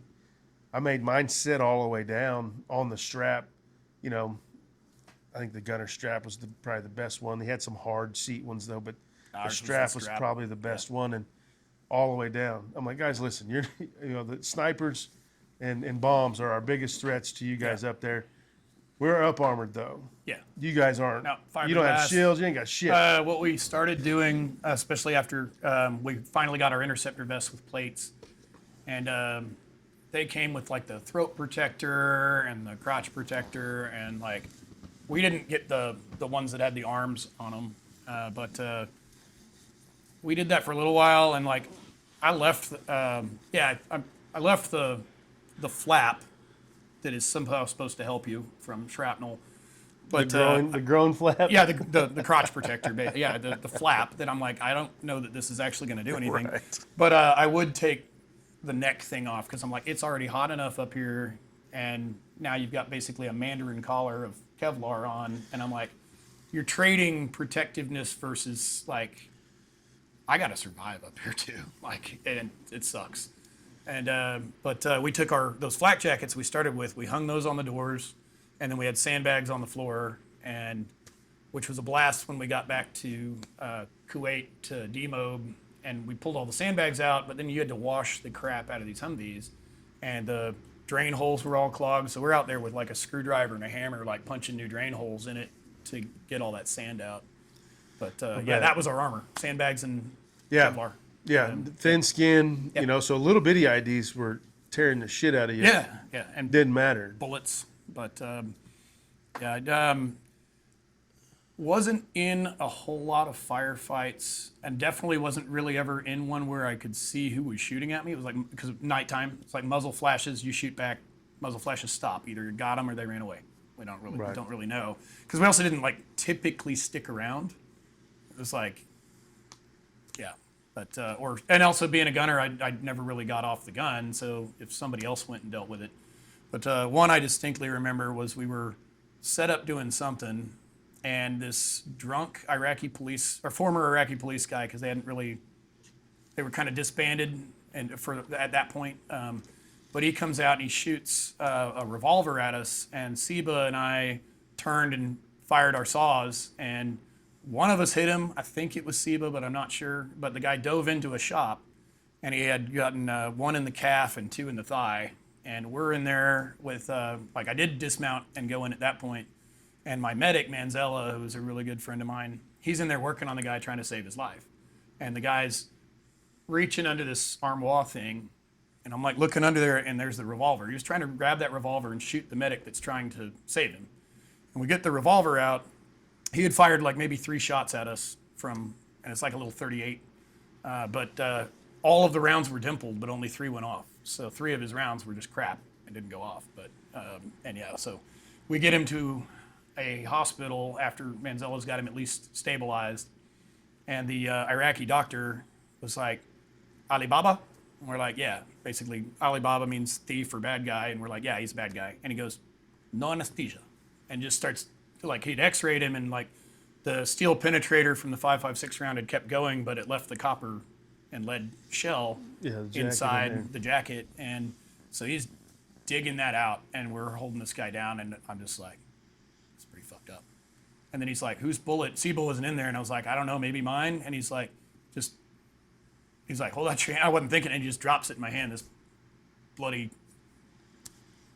I'm like, that's gross. Like, You put that somewhere in your pocket, though. I put it in. I had a little clear plastic baggie that, like, when they issue your earplugs or whatever, had the bag of that still came in, because, like, I don't know, you keep all that crap for whatever reason. And so I put it in that, and then Manzella's like, here, let me get you some hand sanitizer. Like, did that, and I'm like, yeah. So I still have that. Yeah. That's cool. Not our best marksmanship, since we apparently only hit him in the leg 3 times when he was shooting at us. But he was also really close, and those saws were zeroed for like at least 100 yards, maybe. Right. So probably more. But yeah, and it was dark. But yeah, so that was the draw. Yeah, another weird one was we were there's like this big, like 3-4 story building that was all like vacant, and somebody they had stopped this blue pickup truck, and because he was out after curfew, and when they went up, stopped him, and were like getting ready to go up and talk to him, they started taking AK sniper fire from that building, and the person, it was actually, they weren't a good shot, but they were doing the right thing. They would go like pop, pop, pop, and then displace to a different window. Of course, every time they're doing that, they were just unloading on that window where the person was, but it's a big building. And so they called out for help on the radio, like sniper fire this location. We were pretty close, but I guess not a lot was really going on that night, because 2 Abrams, 2 Bradleys, and 14 Humvees showed up to support on this, and they're just back and forth shooting the whole time. And the guy in the driver of the blue truck didn't survive. Like, their rounds are coming this way, our rounds are going that way, and they didn't make it. But walked up to check right afterwards, and it was pretty disturbingly gory sight, of course. And as my buddy Testerman and I were walking away, this guy who had been on his bicycle was hiding underneath that truck through that entire firefight and was like unscathed. And we were just like, how did that even happen? That's why gunfights are way better than Yeah. the bombs. Yeah. Yeah, it was crazy. I think it was a while ago, and I don't know, maybe like just time and traumatic situations, but I'm like, I don't remember all the details of that night very well. But yeah, it was, I think some, like, because we're, like, obviously all these vehicles were spread out. And I had heard that somebody, like, when the firefight was going on, it was like a magnet for other bad guys to show up to join into the party. And somebody apparently threw a grenade that lent the Bradley, that ramp on the back was down, and there was a dude in like a lull in the firefight just laying there on the ramp, and the grenade was right underneath the ramp and blew up. It's like, that guy was awake after that. But yeah, but this went on for a couple hours Right. with lulls in it. So yeah, that was crazy. And then at some point, did the civilians ever really turn on as you felt like, or were they? Yeah, more like rock throwing and stuff like that. Like little kids especially, they would throw rocks at us, and so we gunners, we kept mosquito netting poles up in our, because like it'll break. It's not gonna permanently injure anybody, but it's gonna hurt. And like they're throwing rocks at us and like yelling at us and stuff, and you're just like batting them away with it, like get away from the Humvee. And also, suicide bombings were starting to happen, and they would use kids to do that. And so you're just like, did not want.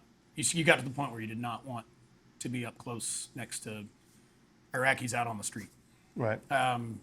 So yeah, because Just keeping everybody at a distance. Yeah. And started to give you couldn't trust anybody. yeah, I mean yes. And then I heard, so early on in the war, when I grabbed that orange drink from the people that were handing it to me, I met a guy. He was our lieutenant colonel of the brigade combat team. It was his driver, and he had gotten RC Cola, like 1 liter, from off the local like street stand or whatever. Mm-hmm.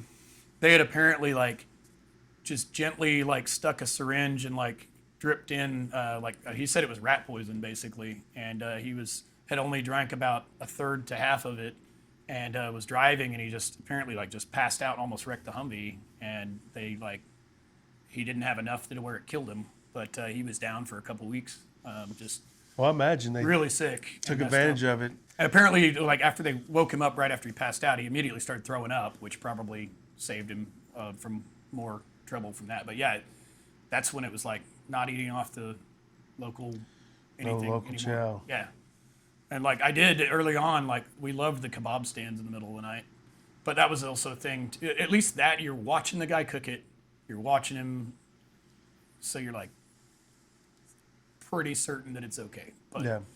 yeah, because he didn't know we were coming, so I mean, I guess it's possibly could have had 2 batches of stuff right there, and he picks the one he made special for you. But Right. Yeah, no doubt. And think about that now, and I'm like, yeah, that was probably stupid. Shouldn't have done that. But right. I ate goat cheese on the side of a mountain of Afghanistan. That was yeah, probably not my smartest choice yeah, ever, but I got a little bit of a billy goat. I Well, say, I always I said say that, but I always say now I feel like I have an iron stomach. Like I don't really get food poisoning, but there it was like everybody was sick for like just all the time. it's just a different environment, dude. It's terrible. Yeah, but we call it Saddam's revenge. But Right. Yeah. So you guys get everybody home though, Uh-huh. right? Yep. And so you guys have the little demo at Drum. Yep. You guys come back, and then what are you going to do? What's So- your plans in life at that point? So I was basically like, all right, go back to work at Hastings. They had put me on. They'd said they programmed me into their system payroll as on vacation, or whatever. What they should have done was put me on military leave, because they're supposed to, under the Soldiers and Sailors Act, you're supposed to get, if they do a blanket pay raise whether you're there or not, you're on military leave, you're supposed to get the pay raise anyways. But now I came back and I was making $6.15 an hour. And everybody had gotten promotions, but I didn't really pursue it. I did like the job. I liked the people I worked with. I was like, I'm not going to make trouble about this. But so working Hastings, working at Murphy's as a door guy, and yeah, my buddy that came in, and then he tells me about the contracting thing, and AGR wasn't really doing anything. I wasn't getting any kind of whether this was going to happen or not. And so we go to an AT in Fort Sam Houston, and I got the email while I was there saying, yeah, when can you come to training? I'm like, well, when I get off this annual training. I was like, I'll put in my inactive ready reserve packet. But I was like, yeah, I can come in like 2-3 weeks. And so they scheduled me a flight to Moyock, North Carolina, and went out there and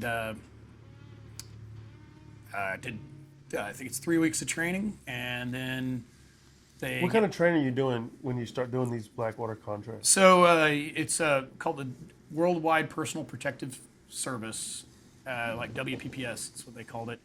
It's mandated by the Department of State, because Blackwater is like a broker.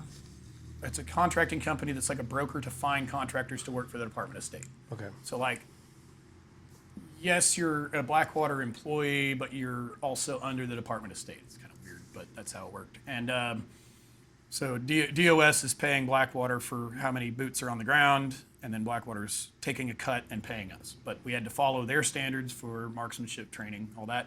So it was a lot of first aid training. It was like a way more advanced first aid training than I ever took in the Army, because it's stuff like how to give an interosteo instead of an intravenous IV type thing. And that was terrifying, because apparently you stick it in the sternum, and I was like, please don't ever make it to where I have to have one of those. And then learned how to do it, nasal pharyngeal. And I'm like, why would we do this? And they're like, if somebody's so burned or whatever from like a blast, it's goes in the nose so they can intubate through the nose. Mm-hmm. And I'm like, okay. And that and like the first day that we got there, because you know what you're signing up for in general. You're going to be bodyguards for people from the U.S. Embassy that have to go out into the city. And so they, as soon as we get there the first day, you do a psych eval, dental, this, that, and the other, and then you go into a room and they show you videos of when PSD details get attacked and it goes bad. And it's like, they basically we watched like probably 30 minutes to an hour of those videos, and then they're like, all right, anybody not want to be here anymore, and stuff like that. And of course, we're all like trying not to look like wusses in front of each other, so we're like, yeah, sure. And then we start doing, the biggest part of it is everybody who was there knew how to shoot, but we still do our marksmanship stuff. And it was M4, shotgun, AK-47 for familiarization. We didn't actually have to, you didn't have to hit the target. But you had to know how to use one, how to operate one in case that's what you ended up with. PKM machine gun, which I'd never used before. But I'd used a belt-fed machine gun before. SAW, M240, and Glock 19 versus the Beretta that the Army issues, and actually fell in love with that handgun. Yeah, I'm a Glock guy. Yeah, I like my Beretta, but people like to make fun of them, call them tactical Tupperware. But so then, PT test, which was actually not as hard as the Army's. It was the only thing they changed. So it's a 1.5 mile run, push-ups, sit-ups, and then pull-ups. Didn't really do those in the Army, so I was like, oh, that's different. And then, like physical stuff, like your arms and legs and hips and back and all that still work, because some of these guys are older.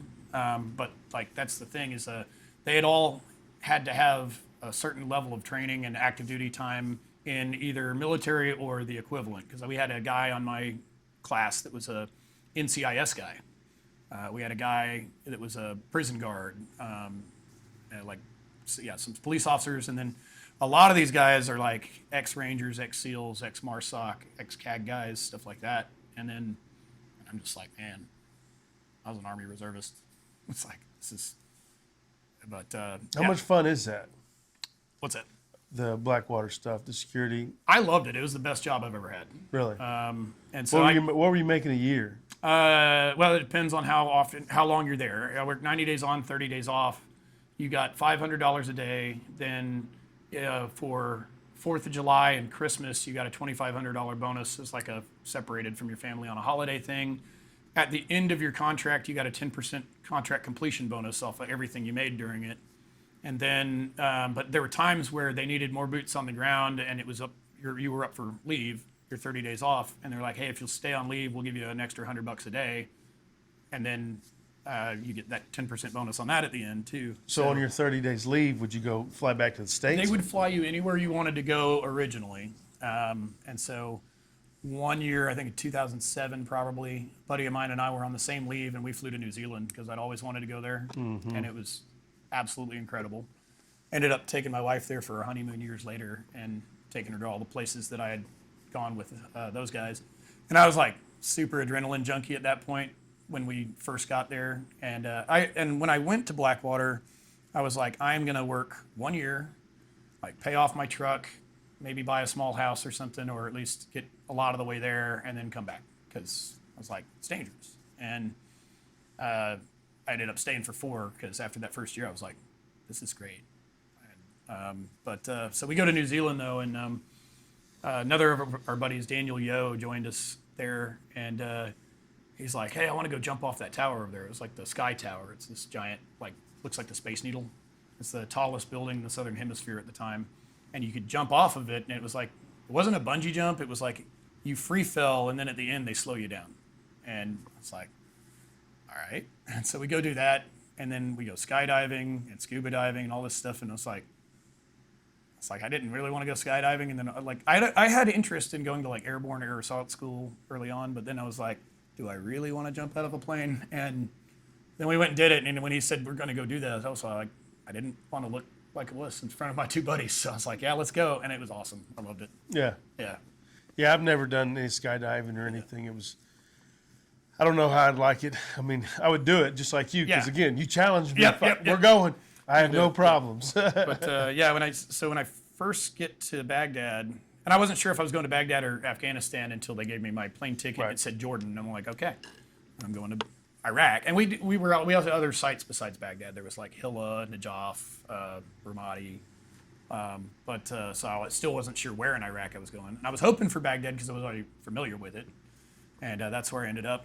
But the first day I get there, you land at BIOP and you get in a armored vehicle with the crew that would take people back and forth to the airport.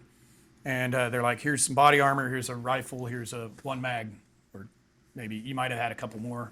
And get to the green zone, get to the man camp, is what they called it. It's called the DynCorps 600-man camp, but we just called it the man camp. And get there, give the rifle and all that back to them, go get your equipment. And then met my team leader, got my room assignment, met my team leader, and then he's like, what room you in? I tell him. And the rooms, so versus going there with the Army where it's like caught mosquito netting in a tree or a bombed out building that you're living in, I had a trailer with like a room, another guy in his room, and a bathroom in the center with your own shower, or the shared shower and I'm like, holy crap, this is awesome. And way better. And then they were like, you've got internet, and I was like, and a TV with like 20-something channels, and it was like, wow, this is pretty cool, and air conditioned, and so that night I'm jet lagged, and I go to bed, and there's a pounding at my door at like 8:30, and bunch of my teammates come just charging in my room and hand me an Amstel Light, and I was like, we can drink? I was like, because in the Army, absolutely not. And they were like, yeah, we're civilians, and they're like, crack that open, start telling us about yourself. They're like, what's your background, this, that, and the other. And there's like, yeah, this guy's SF, this guy's was a SEAL, this guy was a Ranger and whatever. And they're like, what do you do? And I was like, Reserve Military Police. I'm like, these guys aren't going to like me. And they're like, oh, so you're good with a pistol? I was like, yeah, scored expert with it. And they're like, cool, we'll teach you the stuff you need to know. Give us some pointers on that. The medic is like, I'll tell you anything you want to know about, like, we'll do medical training all the time. Like, so you're learning from all these guys that were way better at a lot of stuff than me. And that was really cool, and they accepted me real quick. And so then our teams are about 12 people. You've got lead vehicle limo, which is the one that carries the person you're protecting, and then follow. And so you start out as a door gunner, or what we call window lickers, and you're like sitting in the seat looking out the door with your rifle. And then part of the training too is learning motorcade driving. You get to where you're going, deploy out, and then form like a diamond around your principal and move with them.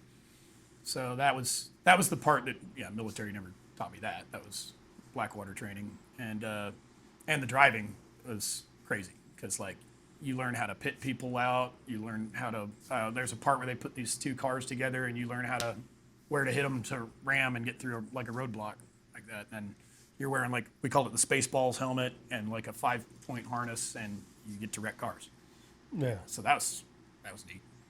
And they had a big track that you drive around on, and then you do one where you go around the entire track in reverse. That was just crazy. That's cool though. No, I've always heard things, but I've never talked to anybody about it. You know, it's one of those things. And even when we went to New Orleans during Hurricane Katrina, we kicked in some doors and thinking there was somebody running from us. Yeah. And it was all Blackwater guys hiding out in this freaking nice house. You're like, what the hell are y'all doing here? Yep. Pretty crazy, but yeah, and we so way better than deploying with the military. Absolutely, yeah. Pays better. Pays more better. Fun. The biggest thing is like contractors versus the military. There's like debate on that. Like, should we even be doing this? And it's like, if a contractor dies, there's no flag draped coffin coming back that the president's expected to go and like see or whatever. You're deniable basically, or Right. yeah, and like so. You're a civilian. Yeah, and it's like, but also there's no like servicemen's group life insurance that has to pay out for you. They're not paying. The Army's not paying for your training, or the government's. They're technically paying for your training because you're doing that, but Right. it's not. You've already had the training and the experience, and you're out of the military now, and then. So yeah, it's I can see the liability. cost-effective way of Right. doing these jobs that they're not taking soldiers out of the fight. And how are you guys' rules of engagement and all that kind of things? Is that different than the military? When we would military, when I was there, it was kind of like don't shoot unless fired on, or whatever, or you're imminently about to be fired on. But like, yeah, when I got there with Blackwater, like if we would be on a venue with Army, Army would often be like, we'll do internal security, you guys do external security, because your rules of engagement are a little more fluid than ours. Like we were allowed to, like if Iraqi police are getting lit up across the street, we're allowed to fire, or at least were. And but then there was problems with that too, because like the Nisor Square massacre, where one of our teams was under attack, and our QRF team, CAT team, goes out and they lock down an intersection, and a vehicle broke traffic coming at them, and vehicle-borne IEDs were becoming big then, and it turned into a big firefight, got political, and 4 of our guys went to federal prison, and they got pardoned. But so that was like, after when that happened too, we were all like, oh. It started shutting some things down too after that, though, didn't it? Yeah. Yeah. No, like I said, I knew a little bit about it, but I haven't really got into it very much. That was a bad deal, and different sides of the story. I feel like our guys did the right thing. I'm very good friends with one of the guys that did that. He was on a team with me, Dustin Hurd. Anytime it gets political, I still go see him regularly. So no, that's good. It gets political, man. It doesn't matter who's right and who's wrong. It's political. Yep. It's I can tell you that for a fact. If people want to do their own research, there's plenty out there, and there's books written about it on both sides. Yeah. So I did that for 4 years, right? Saving up money. Yep. Kind of set up your life at that point. What made you get out? So our Blackwater was losing the Baghdad contract to Triple Canopy. I had nothing against Triple Canopy, but I was right at the end of my fourth year of contracting, and I had started talking to my wife on email back and forth and stuff like that. And I was like, I've been here 4 years. I was like, I don't really want to switch companies. We were offered, if you wanted to switch companies so you could stay there. And I was like, maybe try going home for a little while. I was interested in going back to college and using the post 9/11 GI Bill and all that. And I was like, maybe I'll take a break. And if I decide I don't like it, maybe you're mature enough now to pass college. And I was like, maybe if I decide I don't like being back and all that, I will see if they want me for Afghanistan or a different place or a different contract. And so I came home and ended up staying home. Went back to college, and turns out going to class is a really important part of having good grades. And so I got my first 2 semesters wiped off my record, and I retook some of the classes that I had failed. And basically, I have 25 hours left if I ever want to finish my degree, but I had all A's except for 1 B at that point. And so, yeah, turns out going to class, being more mature, and talking to your professor, if you, like, I always wanted extended test time, because a lot history degree, you're writing a lot, and they'd be like, yeah, sure, come to my office, take the test there. And have as much time as you want. And so, yeah, really enjoyed college life. And then opened a business, Finnegan's Pub in Stillwater, and used some Blackwater money to do that. And about 2 years later, so we opened in 2010, and in 2012, I'm taking a class called War, Genocide, and the Holocaust. It's a very up class. There's a letter shows up, and it was a summer class, so it was the only class I was taking. A letter shows up and it's from the tax commission saying that we hadn't paid our sales and mixed beverage tax, and this was months later, and the tax commission was saying we owed them like $19,000. So I go into the general manager and I'm like, hey, we're busy. Like, what happened? And he's going like, oh, we just got overextended on. I was trying to be a silent owner and just go to class, and that's not how that works. And so he's like, yeah, I got overextended. I spent too much on advertising, this, that, and the other. And I just figured I'd pay them extra later and it'd be fine. And it was like, that's also not how it works. Turns out he had a gambling problem and was embezzling. I got a hold of a buddy of mine who was a bookkeeper, accountant major. He and I went in and we grabbed every piece of paper in the office in contractor bags, took it to my house and laid it out. And he's like, dude, this is classic embezzling. He's like, you can see there were cash deposits and they slowly went down and then they started being cash withdrawals. And I pulled the bank account history and I'm like, why are you paying your rent checks out of with the business checking account? Why are you withdrawing cash at casinos on the business debit card? And he was like, oh, the bar staff, they made a whole lot in credit card tips and there wasn't enough cash, so I had to pull cash to give them their tips. And I'm like, at Hard Rock Casino? Yeah, sure. So I fired him, changed the locks, and took over running the place. Did not re-enroll in school. Finished that class and then did not re-enroll in school. And hired a new GM and a whole bunch of bartenders and started running it pretty much all the time. Yeah. That's the thing about being a business owner. If you're not there, yeah, you have to be. Yes, you know that. It's Yeah, that was my big oops that I learned, and hard lesson very learned. big. Yeah, very big learning experience, but recovered. And so we opened November 2010, and we closed in 2020 for like COVID. And I bought a building downtown that we were like, it was always our backup in case we ever needed to move if the rent got too high or whatever. Yeah. So then starting in 2020, we started the process of moving over there, and we reopened 2023 in October. And so we celebrated our 3-year reopening anniversary a while back, and it's been awesome. I've got a new general manager who's worked for me for 14 years or so, Zach, and he is started as a door guy, bartender, head bartender, general manager, and he's fantastic. That's nice. Yeah. Finally got it together a little bit in the business pretty much. world, huh? Yeah. It kind of runs itself now. Got a great staff right now. So, yeah. Yeah. No, that's cool. It's at least you invested your money wisely. Yeah. I guess it wasn't wisely at first. Of course, anything like starting any kind of business and you're just like, this is a gamble. Yeah. And we're downtown Stillwater versus where all the college bars are, and it was like, are people gonna want to come downtown to come to this place versus just going to the strip or whatever? And it worked out because we're the more of an adult crowd, less the college kids. We still get them, but yeah, I'm about to go check it out. Yeah. Like I said, I've never even, yeah, I'm a country bar scene kind of guy. I don't really do that, but the Great White Buffalo, I'll hit up. But other than that, I've never been. Definitely not going down to the strip.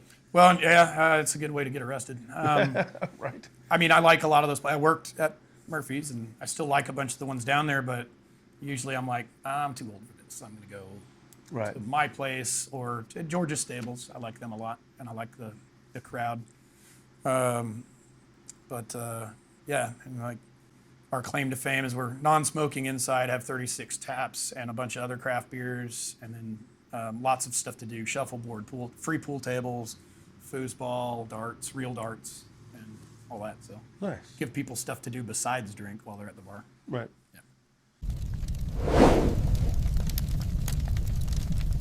Make sure you check out Finnegan's Fighting Goat at 704 South Main Street in Stillwater. And as always, make sure you like and subscribe. I appreciate you watching Uncle Echoes.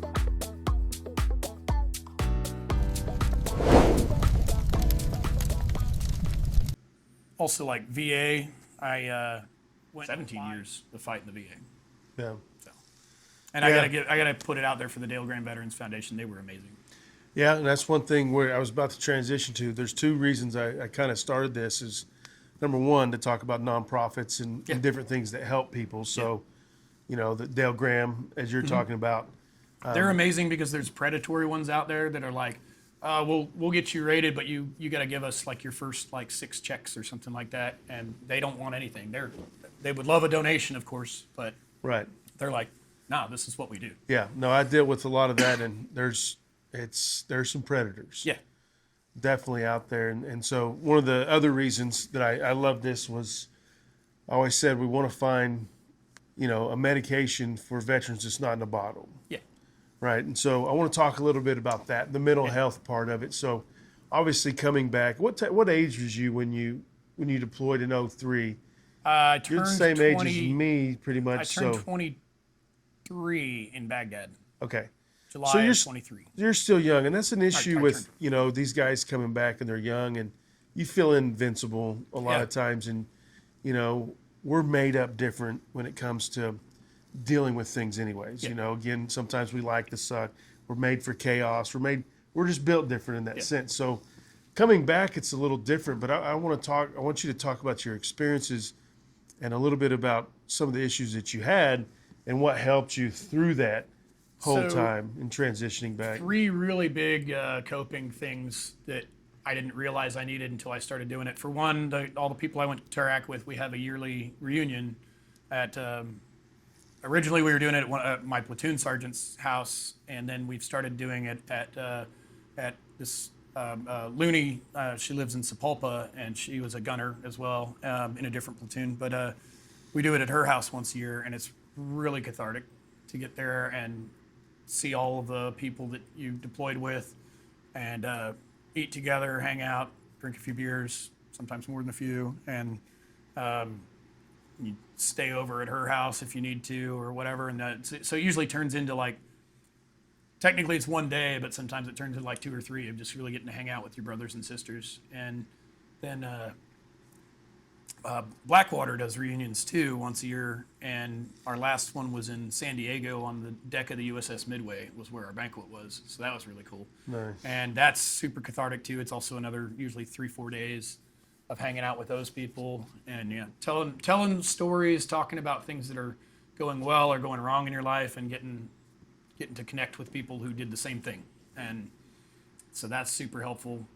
And then I do medieval martial arts, basically fighting, and so you put on armor and hit somebody with a stick and you don't go to jail for it, and they're all your friends and so on. And I found when I get an injury and I couldn't fight for a while, it's or I guess other things like any martial art, but it's you get injured, that's an outlet for some of that inner rage or whatever. And when I don't do it, I can tell. If I haven't been able to do it for a couple months due to an injury or something, I find that I get frustrated or angry a lot easier.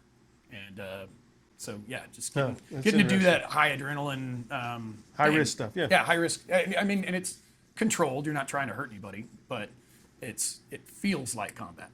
And so that helps a lot. And then you're also same thing. You're hanging out with a whole bunch of people you like, camping out, and it helps. And they care about you, and they're if something's going wrong, I've got a whole family group in it, my household, and they're anything you need, anytime. You need help moving. I had my knight in the SCA, he and his wife were technically homeless for a month while they were in between houses, and it's you can stay with us. And so they lived with us for a month, and I know that if I ever needed it, those people are there for you. That's cool, and man. my Army buddies and my Blackwater buddies, they're anything you need, anytime. Yeah, I didn't ever think about the medieval war games would be I never thought of that. It makes sense though. You should come try it. We'll put you in armor. I'm telling you, I might have to try that. Yeah. I've never even been enticed to try it, but it's interesting that you say that. But because again, I talk about this a lot in my book. Yeah. About how your system, is so important, and most of the time if it's not a spouse, it's having, like you said, this core. Your family that aren't related to you. Yeah, your core, and it's so important. And so you got me on the medieval deal. It's really crazy. So much fun. And we get this huge event. I've only been to twice, but it's in Pennsylvania, and this is a worldwide organization too. This specific one I'm in, and they do this thing called Penzic War in Pennsylvania, and you're talking battles where it's 700, 800, 900 people on each side with archery and siege weapons like catapults and stuff. It's pretty cool. So Wow. Yeah. That is cool. Talking about it is important. That's kind of why I Yeah, started this absolutely. as well. And I know I can't thank you enough for coming in and kind of talking about things. And I really want to check out your bar. Yeah. And then maybe this. It's really crazy because when I do these, I never know where I'm going. I don't like to know any information. Yeah. I just like to sit here and talk, which is always the coolest to me. And I'm just like, it kind of starts blowing my mind. But, you always see the movies and these geeks are out there like, oh, no, my powers will hold you back. And like, there's there's different kinds. Like there's what they call LARPing, live action role playing, and that's like throwing tennis balls. It's a lightning bolt or whatever. We don't do that. Our stuff isn't fantasy. It's historical reenactment. And so you pick you don't have to, but like you pick a persona, which is like a culture, a time period, and it's like that's what you want to study or something. And so you do that. I get really like there's like armor making and all that, which is cool. Blacksmithing, period medieval like music. We have a lot of bardic, so storytelling, actual songs, and like historical instruments. And then I'm really into historical like medieval cooking.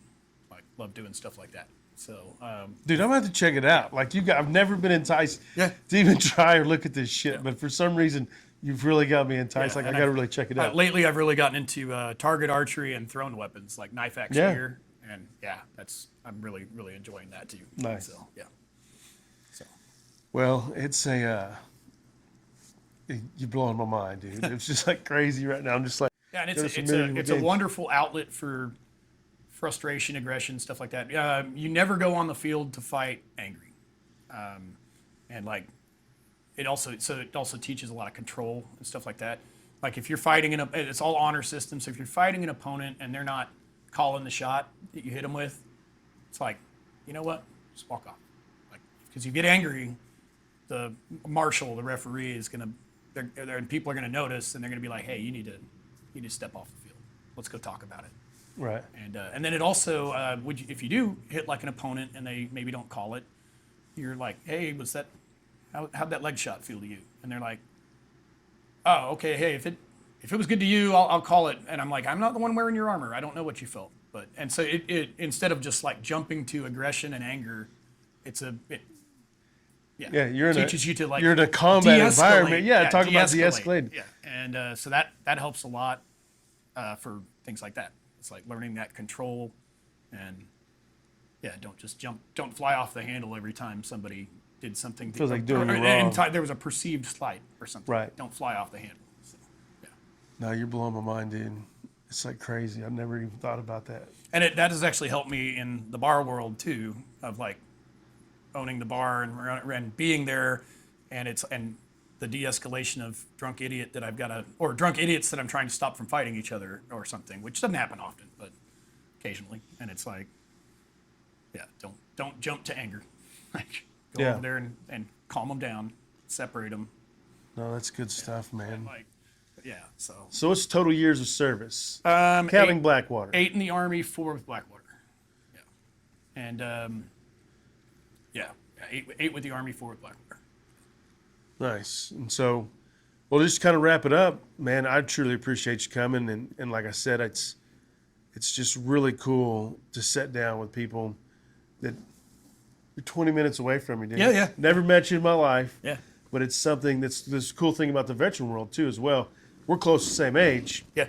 But there's a lot of bond between it, and I can't thank you enough for coming to do this, because again, just coming and somebody may benefit. I mean, just you fucking tell me about this.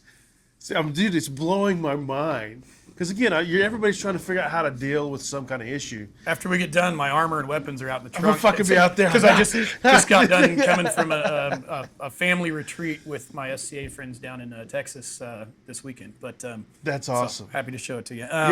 But no, just in closing, right? Final remarks. I figured what I wanted to say was like some of the benefits from my service. Just the training and so on was awesome, and then meeting the people that you can like, they've got your back. Like we always, there'd be like, the company idiot, and you'd go out to the bar, and if he's like getting jumped by somebody, you're like, I don't really like this guy, but that's my brother, and if we go to war, he's got my back. So it's like, let's go save him or whatever. And but like one of the best things I learned, so during the bar thing, I had a beer rep come in, Chris Tobias, and he's like, hi, tells me who he is, what brewery he represents, asked if we wanted to carry his product. And he saw my U.S. Embassy Baghdad shirt, and he's like, when were you in Baghdad? And I was like, oh, 2005 to 9 and 2003 for the invasion. And he's like, yeah, I was an MP in this unit, the 366. I'm like, so was I. And he's like, what's your name again? And I tell him, and he goes, oh, dude, you're famous. I'm like, oh, like in a good way? And he's like, yeah, you trained, your privates were my sergeants. And I was like, oh, okay. And he's like, and so they were really good NCOs and all that. And he's like, so that had to do something with you. We'd all tell stories about each other and stuff. And so that was really cool. And then, one of the pictures you have is the promotion ceremony for Staff Sergeant, or Sergeant First Class Smith now. And he called me up and he said, hey, I'm put in my E7 packet and I got it. He's like, will you come pin me? And I was like, of course. And so at the time I had long hair and a much more of a beard, and so I was like, all right, if I'm gonna do this, I'm putting on the uniform again. My Class A's still fit. The pants are a little tight, but and, so put those on and went and pinned him, and so that was really cool. It was like somebody who was one of my privates, and now he's an E7. One of my former privates is the mayor of Chickasha, so it's like that's really rewarding to helped shape these people, and then a lot of my old NCOs and Blackwater people that helped shape me. Yeah, no, that is cool, dude. And again, you're shaping other young men's life, which is always a good feeling. And man, it's been a pleasure to meet you and talk to you. And like I said, hopefully building from this friendship too. Same. You know, that's the whole thing. And can't thank you enough, man. It's been good. It really has. I want to see your show.